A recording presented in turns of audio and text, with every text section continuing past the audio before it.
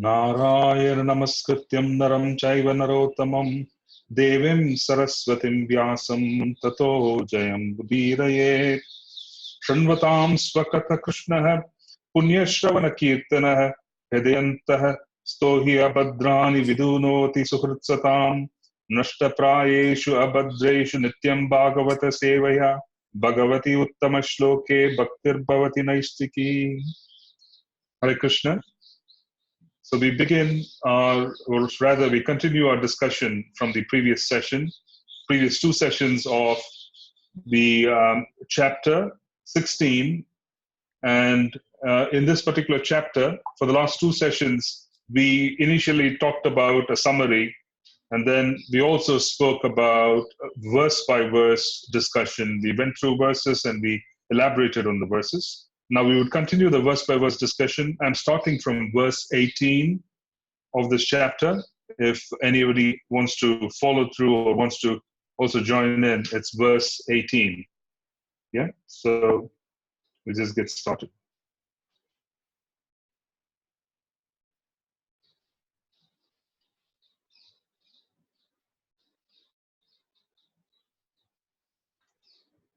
Om Namo Bhagavate Vasudevaya.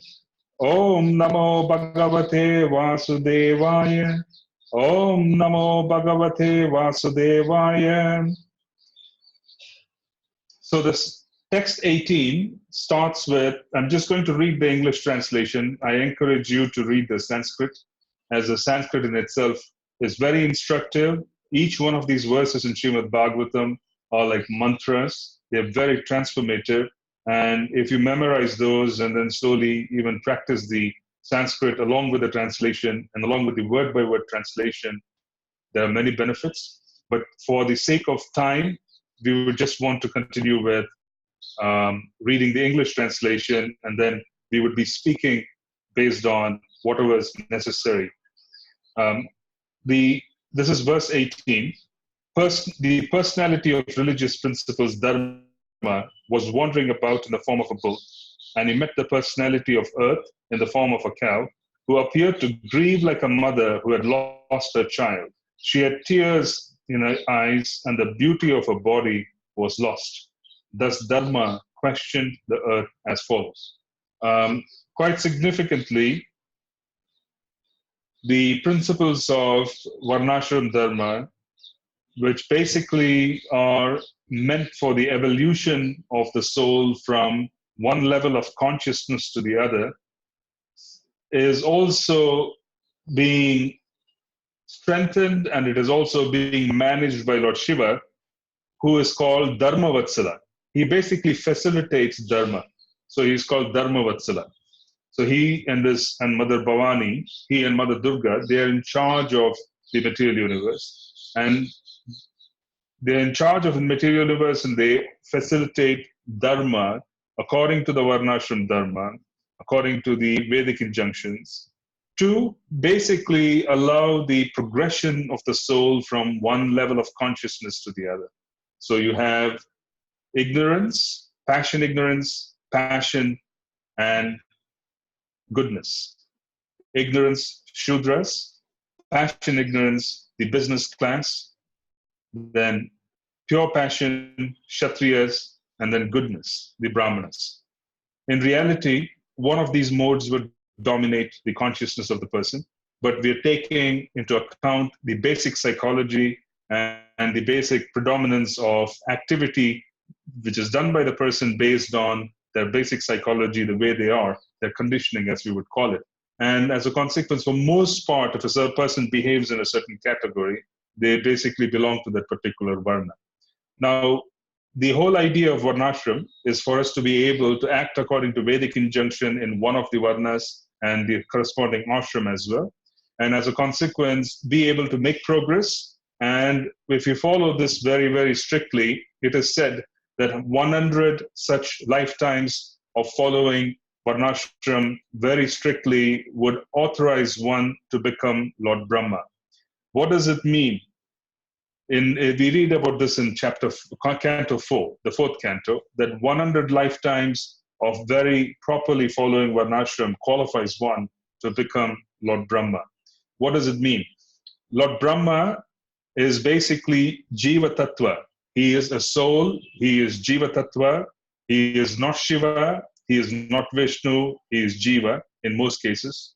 And amongst the Jiva Tattva, he is the most powerful because he is a Guna avatar as well.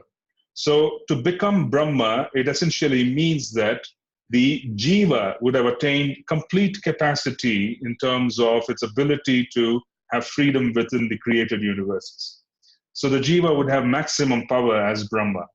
So it is said in the Bhagavatam that if one were to follow the Vedic injunctions and follow Varnashram for 100 lifetimes, then one attains the qualifications to take on and become Lord Brahma, or rather occupy the seat of Lord Brahma.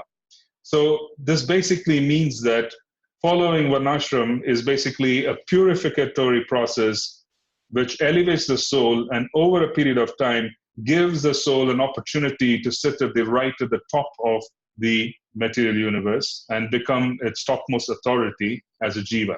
Yeah. So this is being said in Srimad Bhagavatam. Now, the personalities who monitor this is Dharmavatsala, Lord Shiva himself. He monitors, he facilitates. So as a consequence, Lord Shiva and Mother Bhavani, Mother Durga, are administrators in that capacity of the material universe. Lord Shiva is also considered to be the father. Mother Bhavani, Mother Durga is considered to be the mother in the sense that everything in the material universe practically has been fathered and then has been nurtured by Mother Durga and Lord Shiva. Now, what is to be understood is that in that particular process, when we talk about Dharma, Dharma takes on the form of a bull. This is a metaphorical statement. It is metaphorical to facilitate conversation. The bull now is wandering about, and when he is wandering, he is meeting a very grief-stricken, somewhat, I would say, extraordinarily morose cow. And he is basically having this conversation. So we'll just go through the conversation. There are many wonderful points that come up, which are very useful for us to understand as well. The personality of religious principles, Dharma, was wandering about in the form of a bull, and he met the personality of earth in the form of a cow, who appeared to grieve like a mother who had lost a child. She had tears in her eyes, and the beauty of her body was lost. Does Dharma question the earth as false?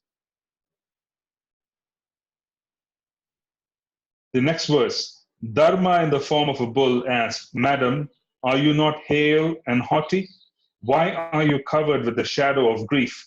It appears by your face that you have become black. Are you suffering from some internal disease? Or are you thinking of some relative who is away in a distant place? Yeah. So basically, Dharma, the bull, is noticing. Dharma, the bull, is noticing that the cow is grief-stricken. And the qualities of being grief-stricken are that he is basically saying you have become black. And what does it mean when he says you have become black? He is basically saying that you have lost luster, the effulgence that you have, the brightness that you have is gone. And that's what they mean by using the word black. Not so much that the cow has become the color black, but it has practically lost its luster. It has lost the heightened level of consciousness or the appearance. So he is questioning. It appears by your face that you have become black. Are you suffering from some internal disease? Are you thinking of some relative who is away in a distant place? Now, this is very significant. Metaphorically, the cow is morose. The bull represents moral principles. The cow represents earth. And as a consequence, the bull, having been diminished in its power, moral principles, longevity, the ability to remember, all of these qualities being diminished by 3/4, the bull himself is quite weak.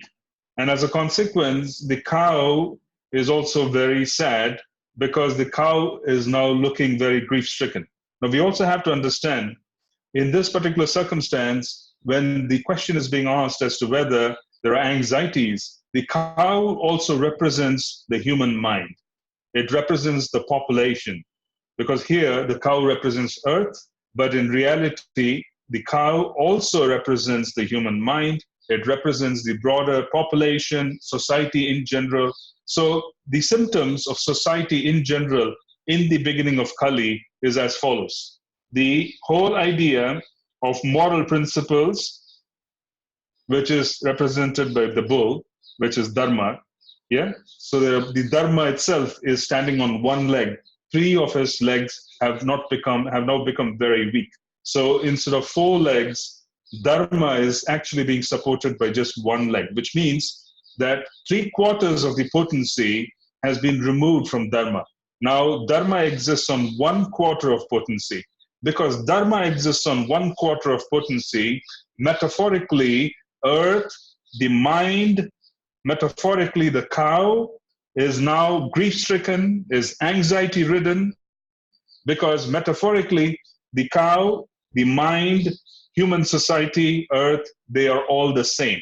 So we are striking some kind of a parallel that in the age of Kali, moral principles represented by the bull, the moral principles of dharma, they take a nosedive. They really go down to the bottom of the pile. They are highly diminished. And as a consequence, the mind of the general population is filled with anxieties. Mother Earth, which is also an extension of the mind and the cow, is also filled with anxieties. Society is filled with anxieties. So this is being represented to us. Basically, what they are saying is that given the fact that dharma has become weak, the mind is filled with anxieties in Kali Yuga. Society in general is arranged and filled with anxieties. So in this verse, the bull himself has lost 3/4 of his facility. What does it mean? He is basically the 4 legs, or rather 100% capacity of the bull is seen in the Satya Yuga. Then Dwapara, Treta, you have diminishing factors. And as a consequence, it loses its potency quarter by quarter as we get closer and closer to Kali Yuga.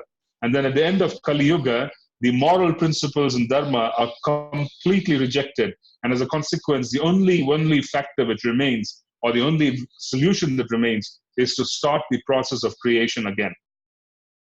So there's a destruction, there's deluge, and then at the end of Kali Yuga, there's a minor destruction, there's a deluge, and everything starts again, because you can't really repair the consciousness of the population, because everything has become so complex that you can't make any more adjustments. Yeah? You can't make any more adjustments. It becomes very difficult to make adjustments to the particular population's mind and consciousness, because everywhere they see consciousness is just going down. Then the demigods decide that you can't really use this planet for furthering consciousness. And as a consequence, they repopulate the planet by causing destruction, taking back the souls, and then repopulating them so that they give a fresh chance for the souls to make progress. Now, the bull dharma has complete potency if duration of life is very long. There is mercy. Mercy, kripa, is such an important quality. If that is abundant, the power of recollection is abundant. The power of recollection is abundant, and moral and religious principles. If the 4 factors of duration of life, mercy, the power of recollection, and moral and religious principles are the fullest extent, then you have dharma operating at the fullest extent. Because recollection of Shastra, recollection of the instructions of the Guru, recollection of being able to remember without being overcome by material energy is very important. Say, for example, that we are given certain principles. We are given certain principles to go by, and we are taught a few things in Shastra. So we attend classes of Srimad Bhagavatam. We take in a few of the aspects of Bhagavatam. But then if we come across very intense circumstances outside in material energy, the very intense circumstances that we come across can make us forget what we learn in Srimad Bhagavatam. We can get captured. So further down in the 6th canto, we see Ajamila in Srimad Bhagavatam. He walks along the road and he's seeing this low-class woman embracing in a very obscene, very absurd, very immoral way. She's embracing a low-class man who is also drunk. They're both drunk. and they're standing under a tree and they're engaging in sense gratification. This agitates the mind of the Brahmana. What does this mean? It means that the Brahmana, who has already been educated in Shastra, he has cultured himself, he is basically acting according to Brahmanical principles, he's engaging in deity worship, he's engaging in so many different factors. When he comes across something very disturbing, he tends to forget everything that he has learned. This is the reason why they're saying for Dharma to operate, you need to have perfect recollection, which means the quality of consciousness in the environment has to be of such a high order that we don't come across gross ignorance to such an extent that it can completely obviate and cover over our memory. Memory is lost. Yeah? Krishna says that in the Bhagavad Gita. Memory is lost, intelligence is lost, lust takes over. This happened in the 6th canto. So the point which you're trying to talk about is the opportunity of material energy to completely overcome the individual's memory, making the individual completely forget the instructions of the acharyas, completely forgetting the Shastra, completely forgetting moral principles. This happens if the environment is surcharged with material energy. So if the progression of yugas from Satya to Kali, you have a deterioration of the quality of consciousness in the environment, and as a consequence, there are more and more circumstances which can make us forget the most important principles of life. So that's what is being spoken of here. So here they're talking about recollection being an important, factor of Dharma. They're talking about the actual basis of moral and religious principles, the foundation being very important. Because in Ashtanga Yoga, which is the process given in Satya Yuga, you start with yama, niyama. Without basic moral principles, what kind of regulated life would a person be able to lead? And what kind of religiosity and what kind of spiritual order would they be able to cultivate in their lives? You need to have some basic morality to operate as a foundation. If you do not have basic morality, then building upon that is almost impossible. So as a consequence, they are given these factors. You're basically saying moral religious principles are held to the highest order. You have recollection, which is full. You don't forget. So it is not easy for a knowledgeable Brahmana and the Brahminical class to be completely overcome by immoral activity, because if material energy can overcome the lower modes, if they can overcome the higher mode, then the higher mode cannot correct anything. That's why we are using the word Brahmana. We are not talking generally about a class of people. A Brahmana is supposed to offer guidance. If the Brahmana himself is overcome by the lower modes, then there isn't a situation where he can impart anything or she can impart anything. So we're talking about religious and moral principles. We're talking about the Brahminical order, the power of recollection. Higher the mode of goodness, greater the power of recollection. Higher the mode of goodness, greater the power of recollection. One cannot remember in the mode of passion and passion ignorance. Recollection is not possible. It is not, because it is the mode of goodness that preserves. So if you want something to be preserved and memory to be preserved, then one remains in the mode of goodness. Yeah? Preservation of Shastra is dependent on the level of mode of goodness present in that Shastra. Why is it that today we are talking about Srimad Bhagavatam after 5,000 years? Why is the Srimad Bhagavad Gita being discussed? It is being discussed and it has the capacity to influence because this is transcendental subject matter which is imbued with pure goodness. Because it's imbued with pure goodness, it's completely true. Sat. When you use the word truth and Sat, you're talking about the mode of goodness. The lower modes change, and when change occurs, there is no truth. The higher modes remain constant. As a consequence, it is representative of truth. If one is in the mode of goodness, they get to remember. They get to assimilate, they get to remember. If we are in the mode of passion, the mind is too agitated even to pick up finer things. Mode of ignorance, there is absolutely no capacity to absorb. The mode of goodness, on the other hand, allows one to absorb, allows one to retain. So in reality, The bull, metaphorically, losing 3/4 of its capacity is talking about the fact that everything has been diminished to such an extent that there is only 1/4 of capacity of the mode of goodness left.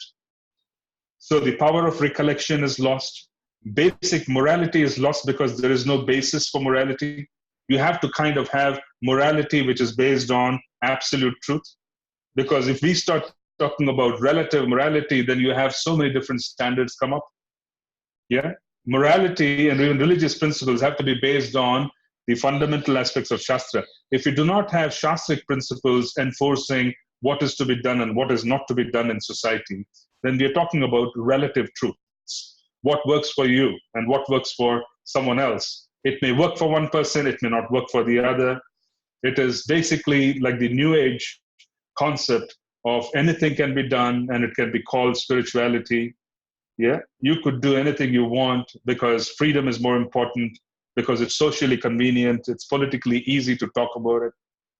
Yeah, this is basically a degradation where we move away from truth and we base ourselves based more on what is politically convenient and what is basically, I would say very fleeting in its appearance.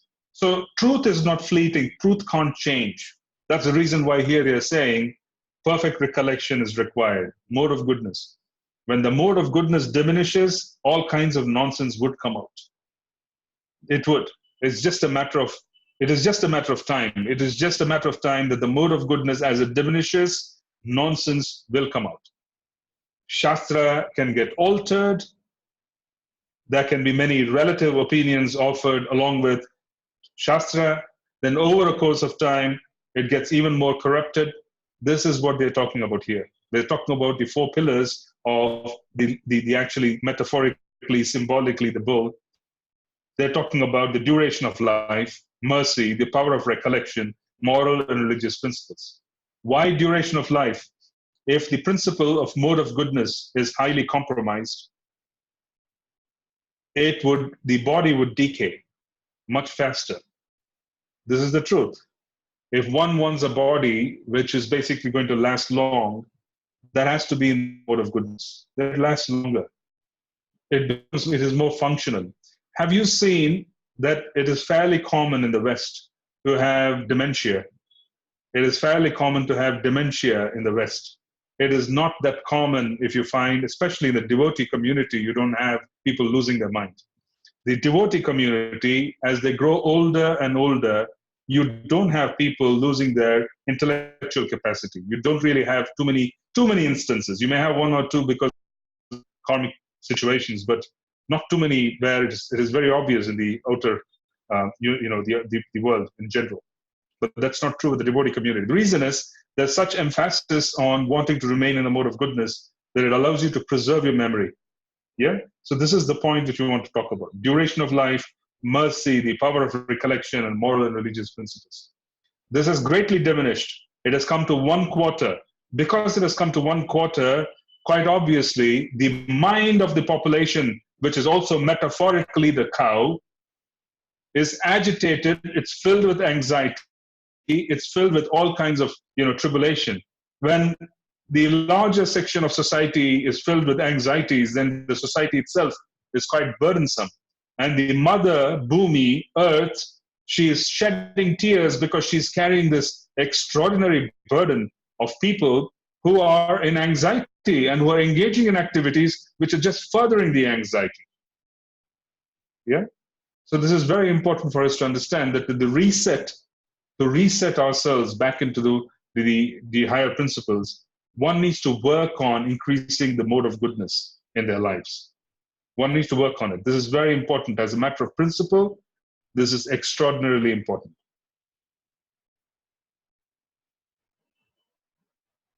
Now, text 21.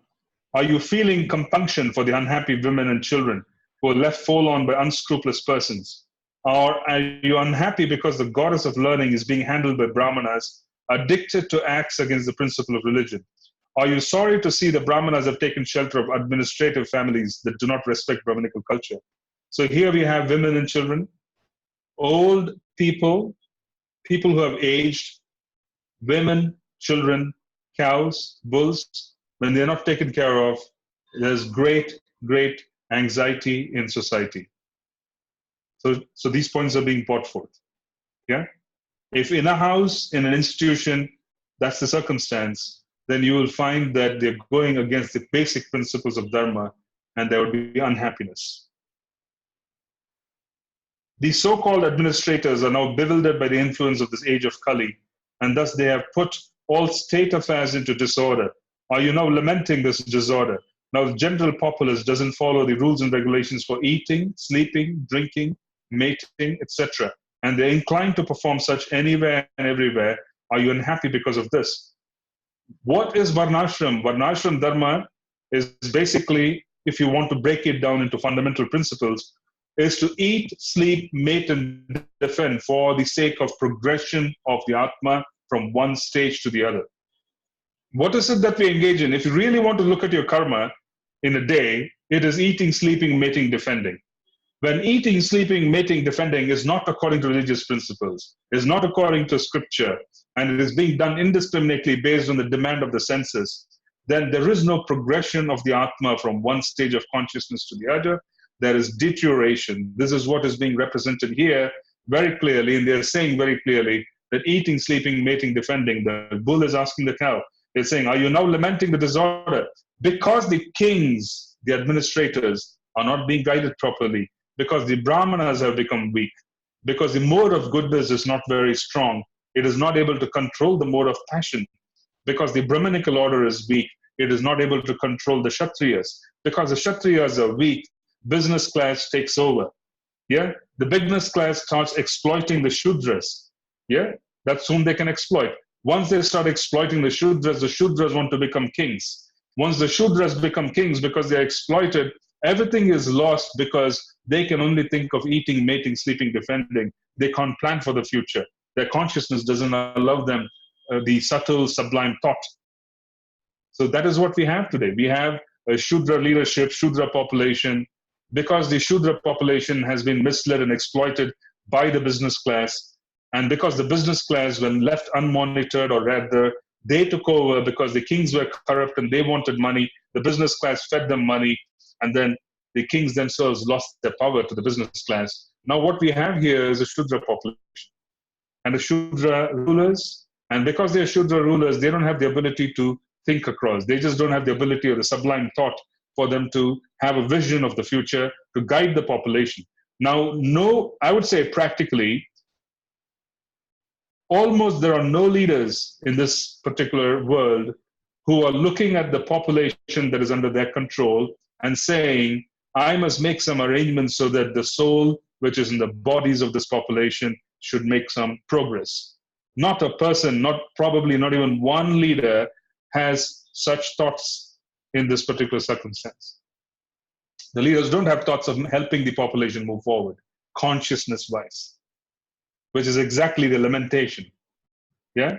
Because the Varnashram Dharma, if you really were to look at it at a very basic level, is basically how you conduct life in your particular Varna and ashram. And conducting life includes, for most part, eating, sleeping, mating, defending. When that conduct becomes doubtful and becomes problematic, then there's a complete breakdown, which is what we're seeing now. O Mother Earth, the Supreme Personality of Godhead Hari incarnated himself as Lord Sri Krishna just to unload your heavy burden. All his activities here are transcendental, and they cement the path of liberation. You're now bereft of his presence. You're probably now thinking of those activities and feeling sorry in their absence. Now, basically, Krishna, when he descended, he practically arranged for the Kurukshetra war. And the Kurukshetra war, all kinds of unqualified kings were taken out. Qualified kings who were under the control of Vyasadeva and great Brahmanas were put in place. And even though they were put in place, you're now seeing where we are today. Imagine if the Kurukshetra war did not take place and the unqualified rulers had continued, Kali Yuga would have descended into chaos long before it was destined. So Krishna descends to make that course correction, which gives us a few hundred years of respite. And a few hundred years of respite means several million souls getting an opportunity to move forward.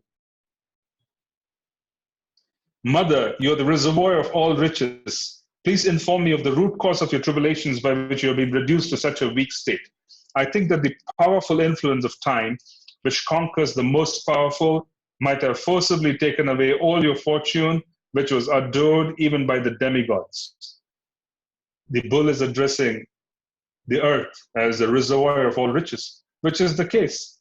Because when Krishna is making an arrangement for the population to thrive, the earth is filled with all kinds of wonderful, bountiful riches in terms of facilities and resources for the population to thrive and for the population to lead a somewhat simple and very spiritual life. As a consequence, they're able to move forward in their varnashram and able to make progress. Yeah. So the bull is reminding the cow, which is representing earth, you're the reservoir of all riches. Yeah, you can't be in lamentation. You are the reservoir. You have everything. So it's quite fascinating to see this dialogue. This dialogue, you can practically take each and every verse in this chapter, and you can strike a parallel to the present state of affairs in the universe, in the planet. You can strike a parallel. It's fascinating how they could have written this. And it is quite clear as to how they've written this. When you want to write about the qualities of a human being, all you need to do is understand what is the state of consciousness. What is the environment and what is the individual mind? If the environment is in the mode of ignorance, the individual mind is in the mode of ignorance, then there's only destruction. In Satya Yuga, you had an environment surcharged with the mode of goodness. You had very good instructors. You had very serious souls population. They had all kinds of facilities. Yeah. Now in Kali Yuga, you can write all of this about Kali Yuga because all you need to know that in Kali, the mode of ignorance is going to predominate. If you know the mode of ignorance is going to predominate, this is simply a repetition of history. History repeats itself. That is the conclusion. 5,000 years back, we have Srimad Bhagavatam being composed, which is making a prediction of the future based on a very small sample. Just imagine that the situation 5,000 years back when this conversation was happening was not as dire, it was not as serious and as worrisome as it is today. It was not. So why is it that this conversation is happening when it was not as dire and as worrisome as it is today? This conversation was happening because they could see a representative sample. When they saw a representative sample, which is even small in compared to relatively to the population, that sample gave them clues that this was going to be the future for rest of the Kali Yuga. The representative sample represented everything in the future.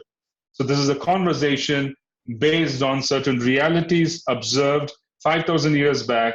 That was a very small sample, and that very small sample was an indication of the broader population. Yeah, we all heard of sampling theory, that you take some sample and then you can have some level of basically modeling which can be done to say that this is the future based on the sample. Now, this is what they're doing here. They are basically looking at a small subset.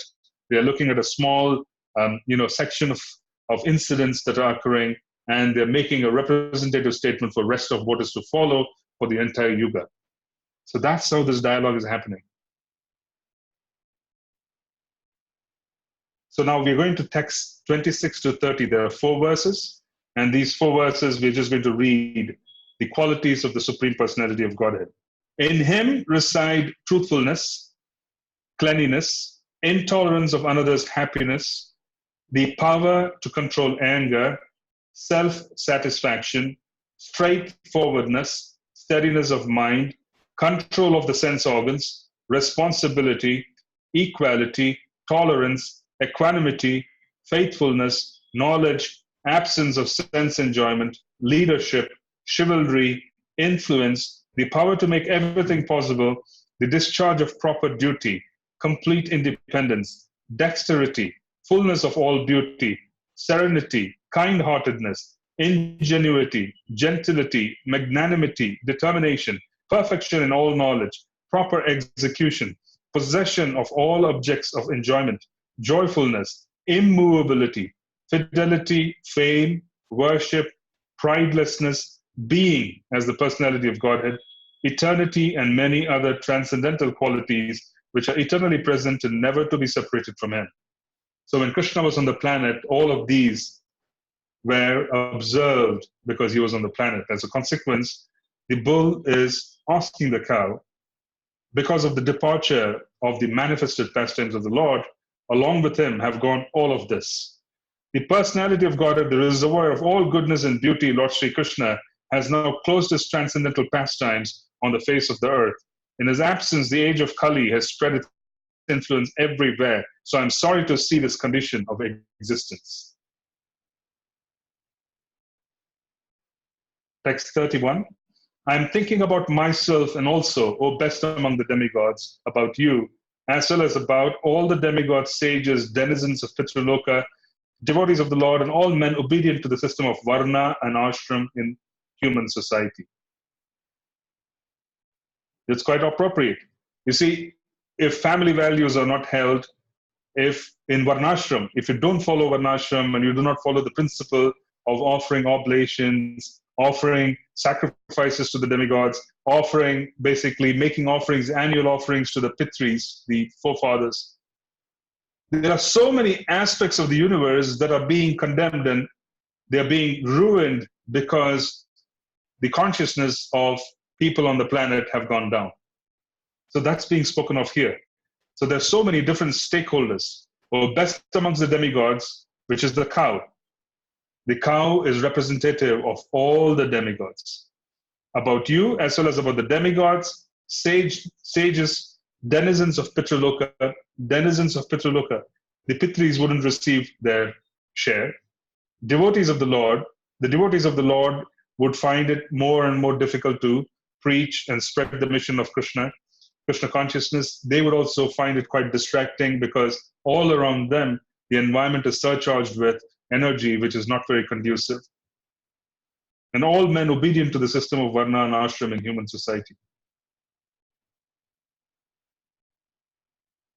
So the cow basically is lamenting. Lakshmi Ji, the goddess of fortune, whose glance of grace was sought by demigods like Brahma, and for whom they surrendered many a day onto the personality of Godhead, gave up her own abode in the forest of lotus flowers and engaged herself in the lotus feet of the Lord. I was endowed with specific powers to supersede the fortune of all the three planetary systems by being decorated with the impressions of the flag, thunderbolt, elephant driving rod, which is called the Ankusha, and lotus flower. These are very auspicious symbols found on the lotus feet of Krishna, which are signs of the lotus feet of the Lord. But at the end, when I felt I was so fortunate, the Lord left me. The lamentation of the earth is such that the lotus feet of the Lord, they are so powerful and they're so fortunate to behold. That goddess of fortune, who is sought by everybody, left her own abode and wanted to serve the lotus feet of the Lord constantly. That lotus feet of the Lord was adorned with all kinds of very auspicious symbols, and those symbols and impressions were found on my body. The earth is saying this, and that is now gone. When I felt I was so fortunate, the Lord left me. O personality of religion, I was greatly overburdened by the undue military phalanxes arranged by atheistic kings, and I was relieved by the grace of the personality of Godhead. Similarly, you are also in a distressed condition, weakened in your standing strength, and thus he also incarnated by his internal energy in the family of Yadus to relieve you. Yeah? So basically, Krishna, this is again the cow talking about and talking to the personality of religion, who is Dharma, the bull. So basically, Krishna coming into the family of Yadus was to facilitate both of them, Dharma as well as Mother Earth. When Dharma is upheld, moral principles upheld, longevity of souls is upheld, mercy is upheld, yeah, all of these good qualities are being upheld. As a consequence, you have a certain wonderful abundance on the planet. So she basically says that Krishna descended to protect us. Who therefore can tolerate the pangs of separation from the Supreme Personality of Godhead? He could conquer the gravity and passionate wrath of his sweethearts, like Satyabhama, by his sweet smile of love, pleasing glance, and hearty appeals. When he traversed my surface, I would be immersed in the dust of his lotus feet, and thus would be sumptuously covered with grass, which appeared like hairs standing on me out of pleasure. So the grass on the surface of the earth, basically, they were considered to be like the hair standing on the body of a person when they go into the ecstasy of coming in touch with Krishna consciousness. So this is basically great lamentation by Mother Earth and by Dharma. They had felt great exhilaration when Krishna was on the planet. They are lamenting the absence of Krishna and the manifestation of Kali. This is in one sense, one can understand this. This is also in one sense the extraordinary tribulation that is being felt by all of us, where we go through all kinds of anxieties, depression. There are so many different levels of mental disease that are prevalent on the planet today. And these mental disease and so many different challenges that are prevalent today are directly connected to the environment and also the personal karma. So both are connected. Yeah, it is both are connected. The environment is very negative. Because the environment is very negative, the mind basically can find no solace, and the mind basically is overburdened by the previous lifetime's karma as well. So both of these are the primary reasons. There are so many different responsibilities when you're born and when you're born in a body. The responsibilities to the forefathers. People don't realize shaking off karmic reactions is extraordinarily difficult. People don't realize it because we have suffered in these bodies and with these subtle bodies and these minds for so long. Even in this lifetime, we do not even know what is normal. We have forgotten what it is to be normal. We just do not know what is normal. We just kind of go from one day to the other, and this is most of the population. They go from one day to the other, basically not even knowing what is their actual condition. Because there are so many different burdens that have been accumulated over several lifetimes. When the varnashram breaks down and there is no devotional service, then there's great calamity which comes into the person. So either we very strictly follow the principles of varnashram, or we fall into the wonderful, wonderful protection of Lord Chaitanya. If we do not have the protection of Lord Chaitanya, and we do not practice the principles of devotional service, and we have not embraced varnashram, the suffering that we carry from one lifetime to the other is extraordinarily burdensome. It is burdensome. We don't realize it because we don't even know we are suffering. You can oftentimes find a pig in a gutter, sitting in a sewer in India, and you wonder how the pig could be so blissful sitting in filth. The pig is blissful sitting in filth because the pig doesn't even realize it is suffering. That is the condition for most of us. We do not even know we are suffering. We have been so conditioned to be abnormal, we have even forgotten what is normalcy. This is an unfortunate circumstance. When we come into Krishna consciousness and we make progress, then we start understanding a little by little as to what is the potential for a soul to move forward. And we carry such heavy burdens from the past that it becomes very difficult for us to execute everything even properly within Krishna consciousness. Then we need to basically put in extra efforts. We go from one lifetime to the other. Krishna makes further arrangements and he brings us closer and closer. So the great good fortune we have is to be a part of Lord Chaitanya's movement. If you're not a part of Lord Chaitanya's movement and you're not following Varnashram, it gets worse by the day. Please understand that the earth, the mother, the mind, cow, these are all same principles. Metaphorically, they're connected. They're even metaphysically connected. Serving the cow relieves the mind of great suffering. If you engage in Go Seva, if you engage in specifically serving physically the cow and spending time, it relieves the mind because they are metaphysically connected. Serving the mother and serving the cow, serving the bhumi, considering that Mother Earth is a bhumi, all of these are linked. And there is happiness and there's peace when this is done nicely. When we look at Krishna conscious principles, when we serve the Lord, we become absolutely and acutely focused on all of this. We do not need to pursue any of this separately.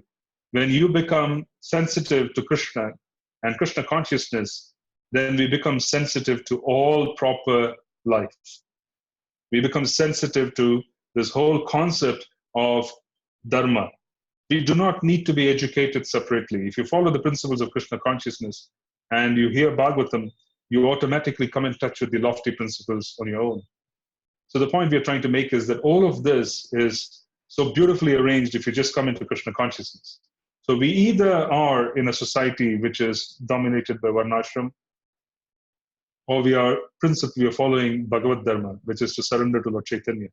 Because organizing society into Varnashram is not a mean task, it's not easy. And it is not easy for us to be situated under a just ruler who is advised by Brahmanas, who are pure, who are dependent on Shastra, who basically is concerned about the welfare of the citizens, is constantly trying to fight nations, because we don't have such facilities today. The alternative that has been given to us by the Lord, the Yuga Avatar, is to chant His name. And that is the reason why we hold on to the lotus feet of Lord Chaitanya very firmly, begging that we somehow or the other remain under His shelter. And we do not give up His shelter because of our meanness and our stupidity. It's only stupidity which can make us give up the shelter of Lord Gauranga, because we have no other means of making progress as souls. Where would we go? Most of us, I would say practically all of us, don't realize what it is to remove karma. We just do not know what it is to relieve ourselves of karmic reactions. It's very, very difficult. And what to say of karmic reactions that extend all the way to the demigods, karmic reactions that extend all the way to the Pitraloka, karmic reactions that extend for generations of ancestors. Yeah? We can't even conceive of trying to fix these things. We don't even know what it is. We don't even know how to fix it. So what is the alternative? The simplest and the straightforward alternative is to chant and to surrender to Lord Gauranga. If we live in the West or wherever we are, service is most important. Please serve with your limbs, because purification requires the use of limbs. This is the fundamental principle given by Srila Rupa Goswami. So we need to use our limbs. Engage in seva while you're in the West, because that's the only means for us to purify ourselves. And when we purify ourselves and we surrender more and more to Harinam, then we make progress. Otherwise, the prospect is very frightening. It's very frightening. So the last verse in this chapter, while the earth and the personality of religion were thus engaged in conversation, the saintly King Parikshit reached the shore of the Saraswati river, which flowed towards the east. So this is where we stop. And then the next chapter is 17, Punishment and Reward of Kali. And we're just then going to basically, in a couple of chapters end the first canto, then we go on to the next one. Any questions and comments on this?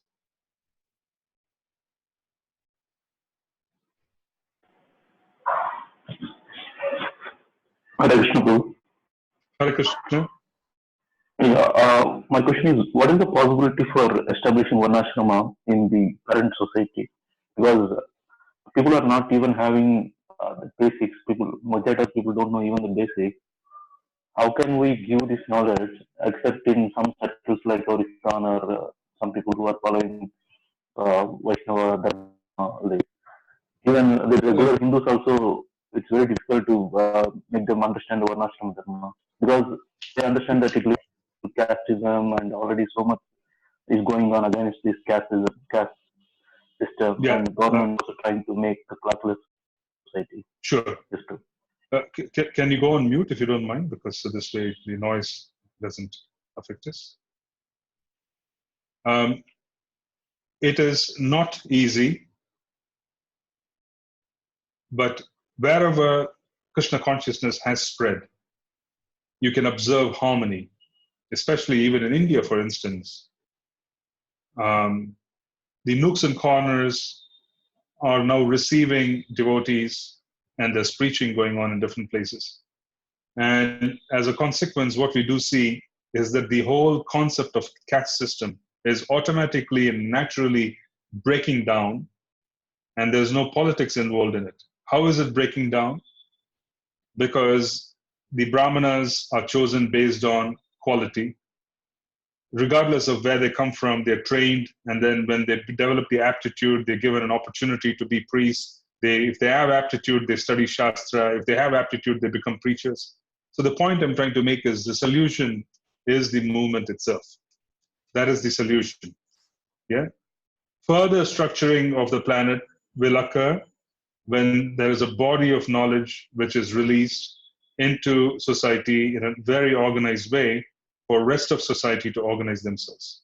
So right now, the devotee community is organizing itself, but the rest of society also needs to be able to organize itself, but they need a body of knowledge that is not fully organized, it is not fully present in the sense that it is not as, I would say, it is not as prominent as you would find within the devotee community. So the scripture and everything else which is required is also needed to be provided. But I'm saying that the task of managing consciousness within the planet and within, for example, the Indian society where this caste system, etc., if you want to ask about it, it is very efficiently done if they take up devotional service. Because in any temple, when do you walk in and then ask a good devotee what community they're belonging and what community do they belong to and what caste they belong? We never do that because we find it completely unnecessary. So that's the point. Yes, sir. Yeah, that makes sense. Yeah. Thank you. Sure. Hare Krishna Prabhu. Yes, Hare Krishna. So when we talk about this Varnashram Dharma, we always refer to like who has to be in what position and how they report to other. But also like, is there any differences for a family thing, like how you have to respect your parents or respect your elders, like what should be your relationship with your brothers, how you need to deal with your brothers, elders? Yeah, there's great detail which is provided for all of this as a part of Vedic knowledge. It is not absent, it is not ambiguous, it is all present. They define dharma very clearly in all our scriptures, and that is the reason why the most important aspects of dharma are being brought forth in the Mahabharata and the Ramayana.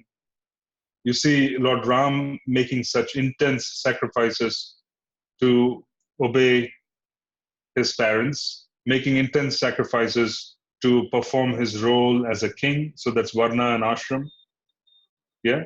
So it's very, very, I would say, instructive, both Ramayana and Mahabharata, in terms of how things have to be dealt with. If it is observed and if it is read carefully, you have many examples of this. There's a lot of basically examples of potentially very powerful, very, very powerful instances of all of these.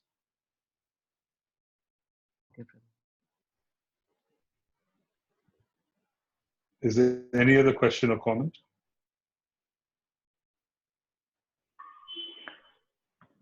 Just one more question I have.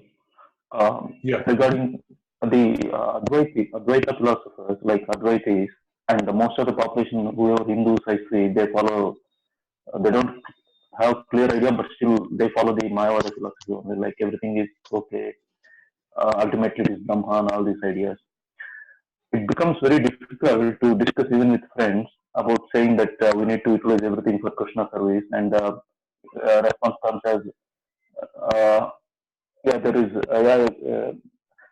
it is supposed like there is nothing different from Brahman, so everything is fine. And they don't come to the point that Krishna is Lord and the deity worship is correct, and we need to engage ourselves in this service. These points to discuss, even with the educated people, Brahmin, sometimes it becomes very difficult. They don't agree, it's not required. If you realize you are Brahman, that is more than enough. It's all unnecessary burden Right. to follow principles. How No, can I get that. yeah, how can we Sorry, go ahead. talk with such people? See, basically, we don't get into philosophy. Once we get into philosophy, then the egos come into play. More and more Harinam is required. We have to go back to the model which Mahaprabhu followed. There has to be more and more Harinam, more and more Prasadam distribution, Prasadam which is cooked with great care, where there's a lot of effort put in to make it offerable where Krishna would really like it. Very potent Prasadam requires a lot of care and preparation. Then you offer such Prasadam to the public and then engage them in Harinam. Worldwide, Harinam parties, if they increase their participation, they would have a greater ability to influence the population than otherwise. This is what I'm trying to say. I'm trying to say is don't go to philosophy. Philosophy directly requires that one assume that the other person is an authority or they be sincere. If you find that they are not accepting the authority of Srimad Bhagavatam written by Srila Prabhupada, which is natural because they would say, I have my version of Srimad Bhagavatam, then the only thing that we have to do very sincerely is to organize Harinam and organize Prasadam. Go back to the basics of how this movement was spread. This movement was spread through Harinam and Prasadam. This is how it was spread. Go back to the basics. If history repeats itself over 5,000 years, why wouldn't what worked 100 years back and 400 years back work today? It would work. We make an attempt to invite people for kirtan, we invite people and then give them wonderful prasadam. Basically, the idea is to somehow or the other bring them closer to the aspects of Krishna consciousness. Srila Rupa Goswami talks about Sevon Mukhehi Jihva Adav. Seva Unmukhehi Jihva Adav. Jihva is the tongue. Adav first. You first engage the tongue. So if you make people chant Harinam and you give them prasadam to eat, that's how you start engagement. If they start engaging in Krishna's service in the company of those who are already engaged in some level or the other, there would be progression. That is our faith, because it has been proven several times.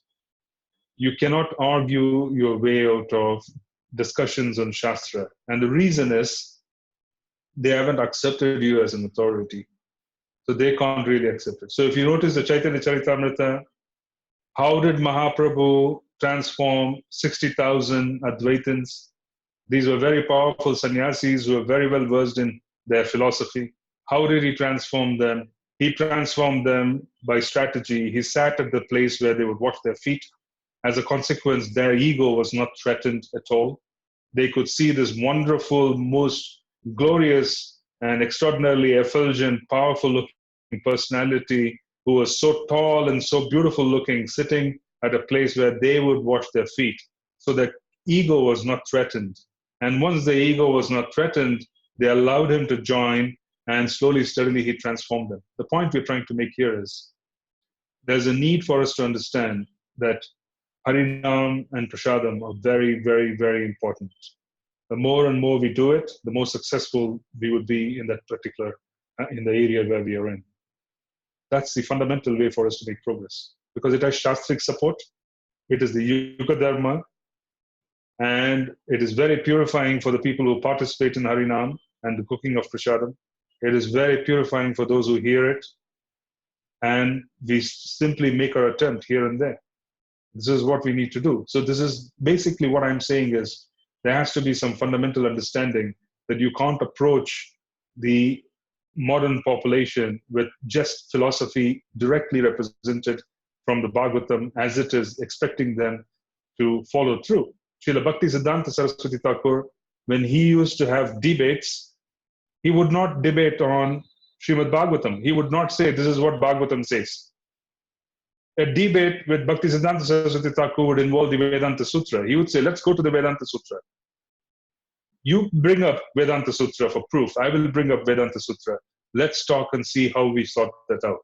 So the point I'm trying to make is that you can't really take this and go there and expect them to follow. But instead, you can package the teachings of the Srimad Bhagavatam, which essentially talks about Kirtan, which essentially talks about coming in touch with Seva, and give an opportunity to the population to taste Krishna consciousness, because this is what we need to do. This is why Srila Prabhupada had this whole arrangement of elaborate feasts, etc., because he wanted the population to taste Krishna consciousness, because they were not expected to act without it. Yeah, they were supposed to, yeah, that is what I'm trying to get across to you. So there's needs for strategy, and there are devotees who strategize, they write books, they take essence of Srimad Bhagavatam, repackage it, put it back in the hands of people, so that they could come one step closer to accepting the actual message of the Srimad Bhagavatam. Some souls are very fortunate. The moment they come in touch with Krishna consciousness, they just pick it up. Some souls require a little bit of a indirect method. Everybody agrees with Kirtan because it's wonderful if it is nicely done and nicely organized. Everybody agrees with Kirtan. This is our core offering. Kirtan is our core offering. Yeah. Yes, Prabhu, that's a very nice point. Like, we need to always remember, especially I have the same experience, that whenever we start talking philosophy, definitely they have their ideas and they will just reject it. No, if you say this is the Yuga Dharma, this you need to chant, immediately they say, no, it's not required. All that. So when we simply invite them for taking prasadam and participating in kirtan instead of talking philosophy, definitely that makes more effect than talking about philosophy. So, yeah, everybody likes it. Everybody likes it. See, the idea is that we need to introduce what is our strength, and without threatening people's habits, without threatening them, saying that, you know, somehow or the other you have to put up an argument and then you have to argue back and forth. So it needs to be organized in that way. Yes, sir, that's true. I understood. Thank you. Thank you. Any other statement, any comment, or any question at all other than this?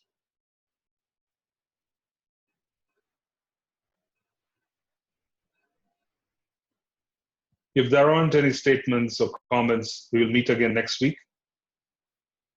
And thank you very much. So, Srila Prabhupada ki jai.